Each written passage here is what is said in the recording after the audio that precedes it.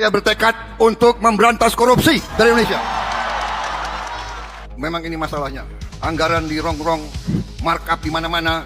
Dan saya kasih peringatan ya, para birokrat, kalau masih ngotot mau mempermainkan anggaran, mengira bahwa kita bodoh semua, jangan kira saya tidak tahu. Saya kasih peringatan para... Pak, hukuman terberat versi Prabowo Subianto untuk koruptor, Pak. Jadi menurut pendapat saya, apa yang sudah ada sekarang sudah cukup menjera. Bayangkan orang yang korupsi ya, disita hampir semua kekayaannya, dimiskinkan, selain hukumannya cukup panjang. Dan kita akan tidak ragu-ragu, saya tidak ragu dengan rakyat saya, akan hadapi mafia-mafia dan sekuat apapun saya hadapi, atas saya bertekad memberantas korupsi sekuat apapun mereka. Halo rakyat cerdas yang udah muak sama kelakuan tikus berdasi. Selama ini kita cuma bisa ngurut dada lihat koruptor masuk penjara, tapi keluarganya tetap flexing jadi sultan kan? Nah sekarang waktunya balas dendam. Kombinasi maut ketegasan Presiden Prabowo dan kecerdasan Menkyu Purbaya benar-benar bikin jantung para mafia ekonomi copot. Lewat strategi gila perpres perampasan aset, Menkyu Purbaya langsung gerak cepat ngebongkar jalur uang gelap, rekening siluman, perusahaan cangkang, sampai investasi berlapis yang selama ini dipakai buat nyembunyiin duit haram hasil ngerampok uang rakyat. Gak pakai lama, gak pakai drama legislasi yang bertele-tele, Prabowo ambil langkah kilat demi menyelamatkan aset negara. Rumah mewah, jet pribadi, saham, sampai simpanan di luar negeri bakal disikat habis tanpa sisa. Apakah ini akhir dari kejayaan para mafia ekonomi di Indonesia, atau mereka bakal ngelawan balik? Yuk kita kupas tuntas, tajam, dan pedas di video ini. Jangan lupa interaksi guys. Menurut Anda, apakah strategi perampasan aset mampu menjadi senjata paling efektif untuk membuat koruptor dan mafia ekonomi benar-benar jera? Atau ada taktik lain yang lebih bikin mereka nangis darah? Tulis pendapat pedas Anda di kolom komentar. Jangan lupa like, share ke seluruh rakyat Indonesia, dan subscribe biar gak ketinggalan info yang bikin koruptor ketar-ketir. Saya ingin mengajak kebaikan. Saya mau mendekati dengan baik. Ya saya katakan suatu hari, mbok sadar mbok bersihkan diri. Iya kan? Hai koruptor-koruptor, yang kau curi, mbok kembaliin untuk rakyat. Kalau malu-malu, nanti kita cari cara yang gak malu, tapi mbok, kembaliin. Selama puluhan tahun, hukum di Indonesia telah memperlakukan koruptor kelas kakap dengan cara yang salah. Kita terlalu sibuk menghukum badan, tetapi membiarkan urat nadi kekuasaan mereka, yaitu uang, tetap mengalir tanpa hambatan. Bagi seorang mafia ekonomi atau tikus berdasi, vonis penjara 5 hingga 10 tahun bukanlah sebuah akhir dunia. Itu hanyalah sebuah gangguan kecil atau dalam istilah bisnis dianggap sebagai biaya operasional yang harus dibayar. Mengapa mereka tidak takut? Karena kalkulasi mereka sangat sederhana. Mereka mengorbankan kebebasan fisik selama beberapa tahun, tetapi mengamankan kekayaan hasil jarahan untuk 7 turunan.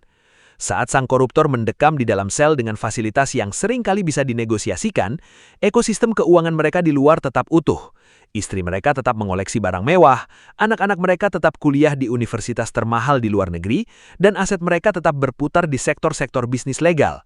Ini adalah paradoks yang menghina akal sehat publik. Sementara rakyat kecil harus memeras keringat di tengah gempuran inflasi, keluarga pencuri uang negara tetap hidup layaknya dinasti kerajaan. Presiden Prabowo Subianto memotong jalur berpikir kuno ini. Konsep dasar yang dibawa sangat radikal namun logis. Jika Anda ingin mematikan sebuah pohon beracun, jangan hanya memotong rantingnya, tetapi cabut akarnya. Akar dari segala kejahatan kerah putih adalah modal. Tanpa modal, seorang mafia tidak memiliki taji. Mereka tidak bisa menyuap penegak hukum, mereka tidak bisa membeli pengaruh politik, dan mereka tidak bisa mengintervensi kebijakan negara. Strategi menggeser fokus dari menghukum badan menjadi merampas harta adalah perang psikologis paling mematikan bagi para koruptor. Koruptor adalah pecinta harta yang akut. Kehilangan seluruh kekayaan secara instan jauh lebih mengerikan bagi mereka daripada hidup di balik jeriji besi namun tetap menyandang status sebagai miliarder. Ketegasan politik dari puncak kekuasaan mengeksekusi strategi ini tidak akan berjalan tanpa adanya kecerdasan teknokratis di tingkat kementerian. Disinilah peran Menkyu Purbaya menjadi motor penggerak utama. Sektor kriminalitas keuangan modern tidak lagi menggunakan metode amatir seperti menyimpan uang tunai di dalam koper atau brankas rahasia. Mereka menggunakan struktur digital yang sangat kompleks. Ada 3 modus utama yang digunakan para mafia ekonomi untuk menyembunyikan uang hasil jarahan mereka. Pertama, perusahaan cangkang atau shell companies. Mereka mendirikan entitas hukum di atas kertas di wilayah surga pajak atau tax havens. Perusahaan ini tidak memiliki karyawan, tidak memproduksi barang, dan tidak memberikan jasa. Fungsinya hanya satu, menjadi tameng hukum untuk mengubur identitas pemilik asli atau beneficial owner. Kedua, metode nomini atau pinjam nama. Ini adalah kamuflase sosial yang sangat jahat. Koruptor membeli aset mewah seperti tanah, apartemen atau saham, tetapi menggunakan KTP milik orang-orang di sekeliling mereka yang tidak tahu apa-apa, seperti supir, asisten rumah tangga, atau warga di desa terpencil. Secara hukum tertulis mereka bersih, tetapi secara faktual, aset tersebut sepenuhnya berada dalam kendali sang mafia. Ketiga, investasi berlapis dan round tripping. Uang haram dipecah ke dalam ratusan rekening kecil untuk menghindari radar pengawasan perbankan. Uang tersebut kemudian dialirkan ke luar negeri, lalu dimasukkan kembali ke dalam negeri seolah-olah sebagai investasi asing yang sah pada proyek-proyek strategis atau pasar saham. Menkyu Purbaya merespon taktik digital ini dengan pendekatan berbasis analisis data keuangan berskala global. Di era digital, setiap uang yang bergerak pasti meninggalkan jejak digital atau digital footprints. Melalui integrasi data perpajakan, kebukaan informasi perbankan, serta kerjasama internasional dengan lembaga seperti FATF atau Financial Action Task Force, negara tidak lagi sibuk mengejar fisik sang koruptor, melainkan melacak aliran uangnya atau follow the money. Analogi sederhananya seperti ini. Jika tikus-tikus got selama ini selalu berhasil bersembunyi di lubang-lubang birokrasi saat dikejar, instrumen keuangan baru ini tidak fokus untuk memukul tikusnya. Strategi yang dipakai adalah mengecor dan menutup seluruh lubang persembunyian tersebut dengan beton data. Ketika ruang gerak finansial mereka dimatikan secara total, tikus-tikus gemuk itu akan keluar ke ruang terbuka dalam kondisi tidak berdaya. Tantangan terbesar dalam pemberantasan korupsi di Indonesia selalu membentur tembok tebal yang bernama birokrasi legislasi. Rancangan Undang-Undang Perampasan Aset telah menjadi drama menahun di parlemen yang tidak kunjung usai. Rancangan undang-undang ini selalu masuk daftar prioritas, selalu diseminarkan, tetapi selalu gagal diketuk palu. Alasannya jelas dan penuh konflik kepentingan. Meminta lembaga legislatif yang syarat dengan kepentingan politik untuk mengesahkan aturan perampasan aset yang agresif, sama seperti meminta sekelompok serigala menandatangani aturan larangan memakan daging. Ada ketakutan sistemik di kalangan elit bahwa senjata hukum yang terlalu kuat ini suatu hari nanti bisa berbalik arah dan menyasar lingkaran politik mereka. Mereka menggunakan taktik mengulur waktu dengan kedok penyempurnaan draft. Melihat kebuntuan yang merugikan negara hingga triliunan rupiah ini, langkah menggunakan peraturan presiden sebagai jalan pintas yang taktis diambil. Perpres adalah produk hukum murni eksekutif. Pilihan ini diambil bukan karena mengabaikan proses demokrasi, melainkan karena negara sedang berada dalam kondisi darurat pembocoran anggaran yang tidak bisa berkompromi dengan waktu. Setiap bulan undang-undang ini ditunda, ribuan triliun aset gelap berpotensi dialihkan dan dihapus jejaknya dari sistem hukum Indonesia. Jika strategi perampasan aset lewat Perpres ini dijalankan secara konsisten tanpa pandang bulu, dampaknya tidak hanya menghebohkan ruang pemberitaan, melainkan akan merubah struktur ekonomi Indonesia secara fundamental. Pertama, runtuhnya model bisnis korupsi. Selama puluhan tahun, korupsi di Indonesia menjadi komoditas yang menarik karena memiliki rumus risiko rendah keuntungan tinggi. Dengan adanya miskinisasi massal bagi pelaku kejahatan kerah putih, rumus tersebut berbalik menjadi resiko kehancuran total tanpa keuntungan atau high risk, zero return. Ketika para calon koruptor menyadari bahwa tindakan mereka tidak akan membuat keluarga mereka kaya, melainkan jatuh miskin sekelarat-kelaratnya, motif utama untuk mencuri uang negara akan hilang dari kepala mereka. Oke guys, kembali lagi kepada saya, pemilik channel Bincang Negara. Dan saya pribadi akan menjelaskan pembahasan video yang sudah kita tonton tadi. Saya pribadi meminta maaf sekali kalau saya menjelaskannya sambil merokok atau meminum kopi. Di sini masih pagi, kita mulai minum kopi dulu ya. Mari kita lanjut pembahasannya. Kedua, pemulihan kepercayaan publik, rasa apatis masyarakat terhadap hukum yang selama ini dinilai tajam ke bawah dan tumpul ke atas akan terkikis. Ketika publik melihat aset-aset mewah milik mafia ekonomi disita dan dialihkan untuk membangun sekolah, rumah sakit, dan infrastruktur publik, legitimasi negara di mata rakyat akan kembali kuat. Ketiga, dampak makroekonomi terhadap iklim investasi. Investor internasional berkelas dunia seringkali menghindari Indonesia bukan karena potensi pasarnya kecil, melainkan karena tingginya biaya siluman atau hidden transaction cost akibat ekosistem yang korup dan dikendalikan oleh kekuatannya. Mafia dengan dibersihkannya jalur keuangan dari uang-uang gelap, Indonesia bertransformasi menjadi negara yang memiliki kepastian hukum, transparan, dan akuntabel. Ini adalah sinyal kuat bagi masuknya investasi jangka panjang yang berkualitas, yang pada akhirnya mampu membuka lapangan kerja baru dan mendorong pertumbuhan ekonomi yang berkelanjutan. Era baru telah dimulai dan ruang gerak bagi para mafia ekonomi kini telah resmi ditutup. Oke, sekarang mari kita beropini. Bayangkan ada yang menangkap seekor tikus yang telah berminggu-minggu mencuri beras di dapur Anda. Setelah tertangkap, Anda hanya memasukkan tikus itu ke dalam kandang yang nyaman, diberi makan telur yang sangat teratur, sementara seluruh beras yang sudah dicuri dibiarkan menumpuk di sarangnya untuk dinikmati oleh anak dan istrinya. Adilkah itu? Tentu saja tidak. Tetapi anehnya, seperti itulah para koruptor kelas kakap selama bertahun-tahun. Selama ini kita selalu bersorak puas ketika melihat seorang pejabat atau pengusaha korup ditangkap, dipakaikan rompi oranye lalu dijebloskan ke dalam penjara. Kita mengira perang telah usai dan keadilan telah ditegakkan. Padahal bagi para mafia ekonomi ini, hukuman penjara 5 tahun atau 10 tahun hanyalah sebuah resiko bisnis yang sangat kecil. Di kepala mereka, kalkulasinya sangat sederhana.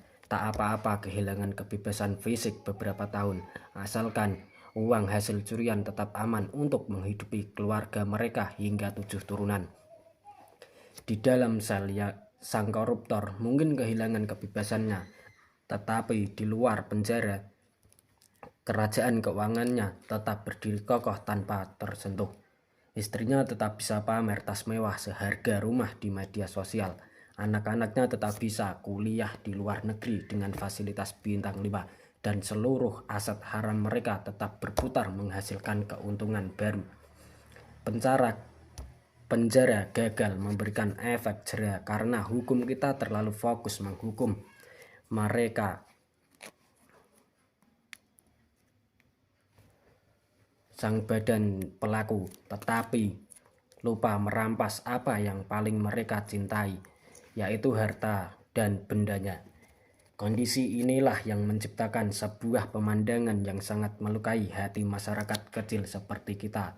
Kita seringkali melihat paradoks yang menyakitkan di mana orang-orang jujur yang bekerja keras dari pagi sampai malam harus hidup terseok-seok menghadapi mahalnya harga kebutuhan pokok.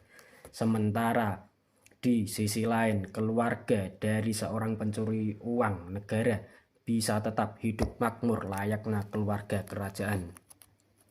Pola seperti ini membuat hukuman penjara terkesan mandul dan tidak membuat orang takut untuk korupsi. Bapak Presiden Prabowo Subianto melihat celah fatal ini dan mencoba mengubah aturan mainnya secara radikal. Konsepnya tidak lagi rumit. Jika Anda ingin mematikan sebuah pohon beracun, jangan hanya sibuk memangkas daun atau rantingnya, tetapi cabutlah akarnya sampai habis. Dalam dunia kejahatan kerah putih, akar dari segala kekuatan para mafia adalah uang. Tanpa uang, seorang koruptor tidak ada bedanya dengan macam ompong yang kehilangan taringnya. Uang adalah bensin yang menggerakkan seluruh mesin kejahatan mereka. Dengan uang yang melimpah, seorang korupsi bisa menyewa pengacara termahal untuk memutarbalikkan fakta, memberi pengaruh politik, bahkan mengendalikan hukum dari balik layar penjara sekalipun. Oleh karena itu, Strategi untuk menggeser fokus dari sekedar memenjarakan badan menjadi merampas seluruh harta adalah sebuah langkah yang sangat tepat sasaran. Korupsi adalah pecinta harta yang akut, dan cara terbaik untuk menghancurkan mereka adalah dengan membuat mereka miskin sekelarat-laratnya. Disinilah peran penting Bapak Menko Purbaya, Menteri Keuangan Purbaya Yudisadewa sebagai arsitek di belakang layar. Para mafia ekonomi zaman sekarang udah tidak bodoh lagi. Mereka tidak menyimpan uang miliar rupiah di dalam koper atau di bawah kasur. Mereka menggunakan metode digital yang sangat rapi dan rumit, yang sengaja dirancang untuk mengelabui mata masyarakat awam dan aparat penegak hukum. Salah satu cara yang paling sering mereka gunakan adalah mendirikan perusahaan bayangan atau perusahaan cangkang. Perusahaan ini biasanya terdaftar secara resmi di negara-negara yang terkenal sebagai surga pajak, seperti Kepulauan Cayman atau Panama.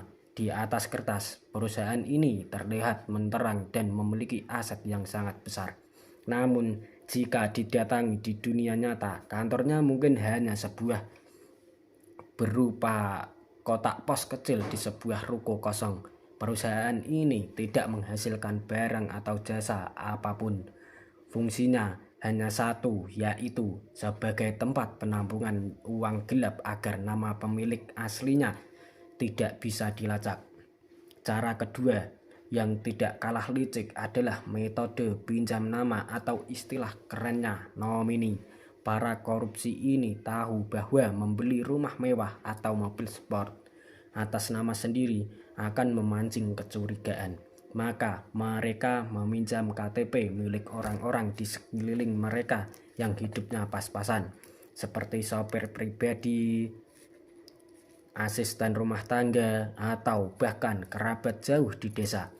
Di atas kertas, sang sopirlah yang menjadi pemilik sah dari aset bernilai miliaran tersebut.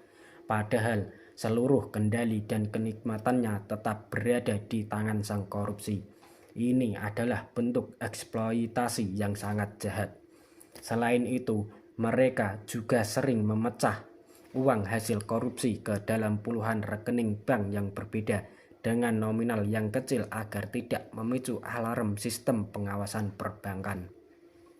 Uang-uang kecil ini kemudian dialirkan ke luar negeri, lalu dimasukkan ke Indonesia seolah-olah sebagai dana investasi asing yang bersih dan sah. Begitu uang keluar dari ujung pipa investasi, penampilannya sudah berubah total menjadi keuntungan bisnis yang legal. Bapak Menko Purbaya Yudisadewa menghadapi kecanggihan ini bukan dengan otot, melainkan dengan data yang bersih. Di era modern seperti sekarang, setiap kali ada uang yang berpindah tempat, perjalanan itu pasti akan meninggalkan jejak digital yang tidak akan pernah bisa dihapus. Melalui integrasi data perpajakan yang canggih dan kerjasama dengan lembaga intelijen keuangan internasional, negara ini bisa melacak kemanapun uang haram itu pergi. Strategi adalah ikuti aliran uang atau follow the money. Maka Anda akan menemukan di mana tikus-tikus itu menyembunyikannya makanannya. Oke guys, kembali lagi kepada saya.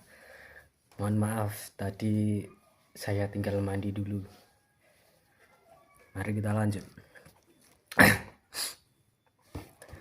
Analogi sederhananya seperti cerita tikus di awal tadi. Selama bertahun-tahun, tikus-tikus God ini sangat hafal di mana letak lubang persembunyian di dalam rumah kita. Setiap kali kita membawa sapu untuk memukulnya, mereka dengan cepat lari masuk ke dalam lubang persembunyian di dalam rumah kita. Mereka dengan cepat lari masuk ke dalam lubang di bawah lemari atau di balik dinding yang sangat gelap. Strategi perampasan aset yang baru ini tidak lagi sibuk berlarian mengejar tikusnya, melainkan langsung membawa semen dan mengecor seluruh lubang persembunyiannya terhadap tanpa kecuali. Ketika semua lubang sudah tertutup rapat, tikus-tikus gemuk itu terpaksa keluar ke tengah ruangan dalam kondisi gemetar dan tidak bisa menghindar lagi. Namun, langkah radikal seperti ini tentu saja tidak berjalan mulus karena harus berhadapan dengan tembok besar bernama birokrasi, penulisan hukum di parlemen. Kita semua tahu bahwa rancangan undang-undang perampasan aset sudah bertahun-tahun diperbincangkan di gedung DPR, tetapi perkembangannya selalu berjalan di tempat seperti kura-kura yang kehabisan bensin. Aturan ini selalu masuk daftar prioritas setiap tahun, tetapi tidak pernah ketuk palu menjadi hukum yang sangat sah. Mengapa pembahasannya selalu mandek jika kita berpikir kritis? Meminta lembaga legislatif yang surat dengan kepentingan politik untuk mengesahkan aturan perampasan aset yang galak itu sama saja seperti meminta sekelompok serigala untuk menyepakati aturan melarang mereka memakan daging domba. Ada ketakutan massal di kalangan elit bahwa senjata hukum yang terlalu kuat dan agresif ini suatu hari nanti bisa berbalik arah dan menyerang diri mereka sendiri atau kelompok politik mereka. Akibatnya, mereka menggunakan taktik mengulur-ngulur waktu dengan alasan menyempurnakan draft regulasi.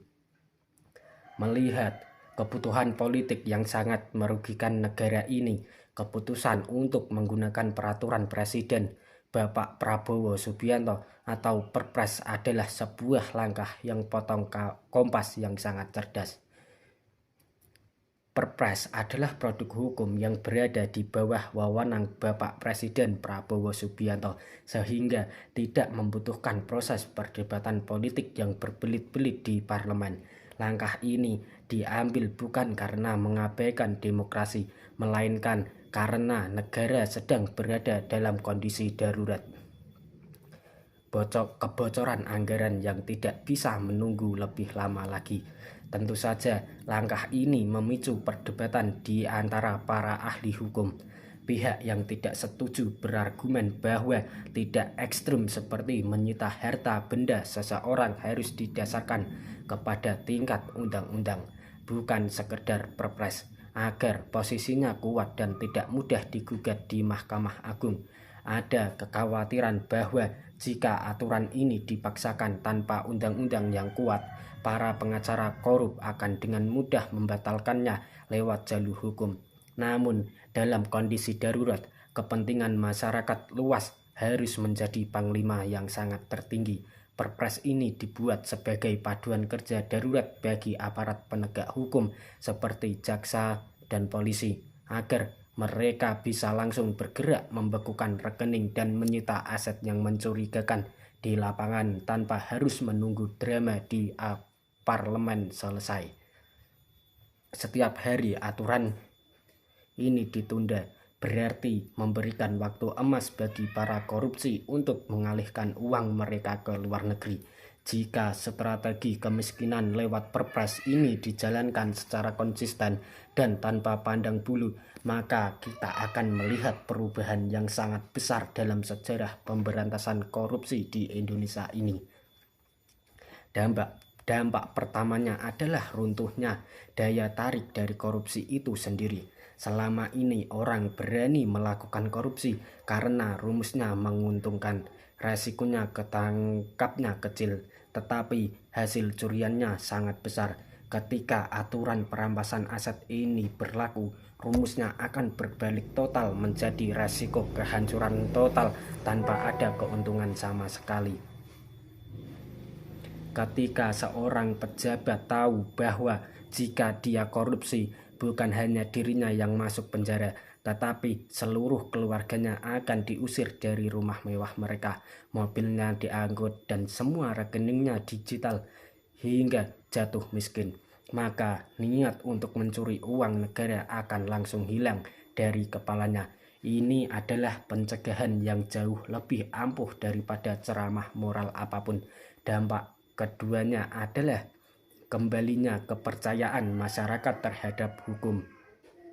Publik sudah terlanjur kecewa dengan istilah hukum tajam ke bawah tapi tumpul ke atas, di bawah tapi tumpul ke atas, di mana pencuri ayam dipukuli, masa sedang pencuri uang rakyat triliunan rupiah bisa tersenyum ramah di depan kamera melihat aset-aset mewah milik mafia ekonomi dirampas dan diubah menjadi sekolah serta fasilitas umum akan menjadi bukti nyata bahwa keadilan sosial itu benar-benar ada. Selain itu, iklim ekonomi dan investasi di Indonesia juga akan menjadi jauh lebih sehat. Investor dari luar negeri seringkali takut menanamkan modal jangka panjang di Indonesia, bukan karena negara kita tidak potensial, melainkan karena mereka malas menghadapi pungutan liar dan biaya siluman yang diciptakan oleh sistem birokrasi yang korup. Ketika ekosistem keuangan kita bersih dari uang-uang gelap dan cengkraman mafia, Indonesia akan dinilai sebagai negara yang aman, transparan, dan memiliki kepastian hukum yang sangat jelas di mata dunia. Nah, setelah kita membedah taktik maut perampasan aset ini, saya yakin di kepala Anda semua sekarang sedang berputar banyak sekali pertanyaan. Ini adalah hal yang wajar karena sebagai rakyat yang cerdas, kita tidak boleh menelan mentah-mentah sebuah kebijakan tanpa mengujinya dengan logika. Mari kita buka sesi tanya jawab. Tanya jawab ini dengan pertanyaan pertama yang paling sering diajukan di kolom komentar bawah ini. Pertanyaan yang ke-1, kalau koruptornya dimiskinkan, lalu nasib anak dan istrinya bagaimana? Apakah negara tidak melanggar hak asasi manusia? Pertanyaan-pertanyaan ini terdengar sangat manusiawi, tetapi mari kita luruskan secara berpikir kita sendiri. Ketika negara menyita rumah mewah, mobil sport, dan rekening miliaran milik keluarga korupsi, negara sama sekali tidak sedang merampas hak milik mereka. Negara hanya sedang mengambil kembali apa yang sejak awal memang bukan milik mereka. Hak asasi manusia itu melindungi hak milik yang sah dari hasil kerja keras yang halal, bukan melindungi harta jarahan yang dibeli menggunakan uang SPP anak sekolah atau uang pembangunan jalan raya. Lalu bagaimana nasib keluarga mereka kelak? Jawabannya yang sangat sederhana. Mereka harus hidup normal seperti mayoritas rakyat Indonesia lainnya. Mereka harus belajar lagi bagaimana rasanya bekerja keras, naik kendaraan umum, dan menghargai setiap rupiah yang didapatkan secara halal. Memiskinkan keluarga koruptor bukan berarti menyiksa mereka, melainkan mengembalikan mereka ke garis setar yang sama dengan rakyat jujur lainnya yang selama ini sudah berjuang hidup di tengah inflasi. Kita masuk ke pertanyaan kedua yang tidak kalah menggelitik. Bagaimana kalau Perpres itu salah sasaran? Bagaimana kalau ada pengusaha jujur yang hartanya ikut disita hanya karena dituduh dekat dengan mafia? Ini adalah ketakutan yang sangat masuk akal, dan disinilah peran kecerdasan data Menkyu Purbayayudisadiwa diuji. Penyitaan aset tidak dilakukan secara acak-acakan atau berdasarkan kebencian personal, melainkan harus melewati pembuktian digital yang sangat ketat. Di dalam hukum modern ada istilah yang disebut dengan pembuktian terbalik. Artinya, jika negara menemukan ada seseorang pejabat atau kroninya memiliki aset senilai ratusan miliar, padahal gaji resminya hanya 10 juta per bulan, maka orang tersebut wajib membuktikan dari mana asal-usul uangnya.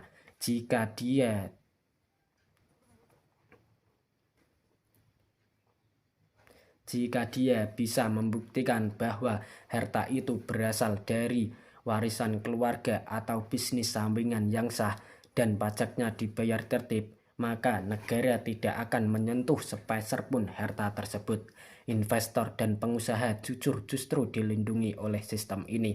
Sekarang pertanyaannya ketiga, yang agak pesimis namun nyata. RUU perampasan aset saja bertahun-tahun masih di DPR. Apakah Perpres ini kuat melawan balik serangan para politisi di parlemen? Kita jawab, kita harus tahu bahwa langkah Presiden Prabowo Subianto menerbitkan Perpres ini adalah sebuah gertakan politik tingkat tinggi. Beliau tahu bahwa jika menunggu DPR, negara akan keburu bangkrut, digerogoti tikus berdasi. Dengan Perpres, bola panas ini kini berada di tangan eksekutif untuk langsung mengeksekutif mafia di lapangan. Tentu saja para politisi yang merasa terancam tidak akan tinggal diam. Mereka pasti akan mencoba mengganjal aturan ini melalui jalur hukum di Mahkamah Agung. Namun, jika mereka berani membatalkan Perpres perampasan aset ini secara terang-terangan, maka rakyat akan langsung tahu siapa saja serigala di parlemen yang selama ini menikmati uang haram. Perpres ini memaksa semua orang untuk membuka topeng mereka. Apakah mereka berdiri di sisi rakyat atau berdiri di sisi para perampok uang negara Indonesia ini? Pertanyaan yang selanjutnya. Uang triliunan rupiah hasil perampasan dari para koruptor ini nantinya dikemanakan oleh negara? Jangan-jangan malah dikorupsi lagi oleh pejabat yang baru. Ini adalah kekhawatiran yang sangat wajar. Mengingat sejarah birokrasi kita yang sangat panjang, disinilah pentingnya transparansi sistem keuangan yang dibangun. Uang hasil rampasan tidak boleh masuk ke kantong pribadi atau rekening rahasia instansi, melainkan harus masuk ke dalam kas negara yang dicatat secara terbuka. Dana hasil sitaan ini akan dikelola khusus dan dialokasikan langsung untuk program-program yang bersentuhan dengan hajat hidup orang banyak. Bayangkan berapa banyak gedung-gedung sekolah rusak di pelosok daerah yang bisa diperbaiki, berapa banyak subsidi pupuk untuk petani yang bisa dipenuhi, dan beberapa banyak utang negara yang bisa dicicil jika uang balasan ribu triliunan hasil jarahan itu kembali ke pangkuan Ibu Pertiwi. Rakyat bisa memantau langsung perkembangannya lewat laporan keuangan negara yang transparan.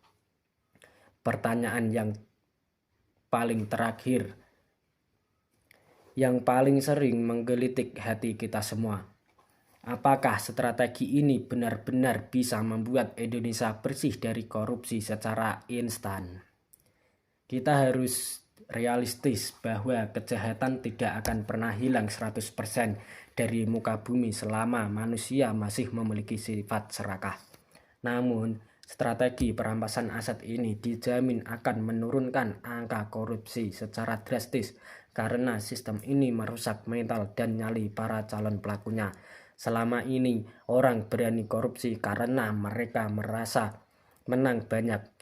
Masuk penjara sebentar, keluar tetap jadi orang kaya baru.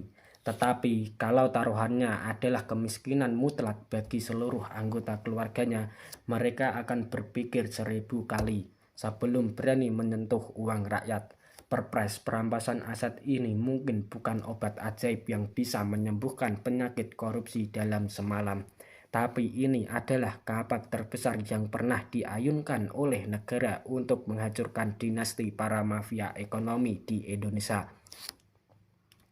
Nah, sekarang guys, pilihan ada di tangan kita semua sebagai rakyat kecil. Sekarang pilihlah, ada di tangan kita semua sebagai rakyat Indonesia. Perang melawan mafia ekonomi ini bukan cuma tugas Presiden Prabowo Subianto atau Menkyu Purbaya Yudisadewa. Ini adalah perang kita bersama. Para tikus berdasi itu paling takut jika melihat rakyatnya pintar, cerdas, kompak. Senjata utama mereka selama ini bukan cuma uang, melainkan ketidaktahuan kita yang diadu domba. Mereka ingin kita tetap sibuk bertengkar sendiri karena perbedaan suku, agama, atau pilihan politik. Sementara di belakang layar, mereka tenang-tenang aja mengeruk kekayaan alam dan uang pajak yang kita bayar dengan keringat sendiri.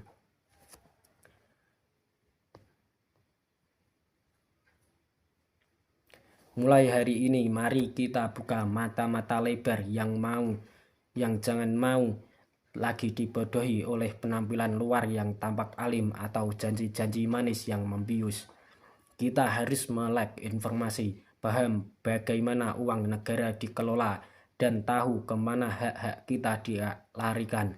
Ketika rakyat sudah cerdas dan bersatu, tidak akan ada satupun kekuatan mafia atau oligarki hitam yang mampu memecah belah bangsa ini, apalagi mendikte hukum di Indonesia.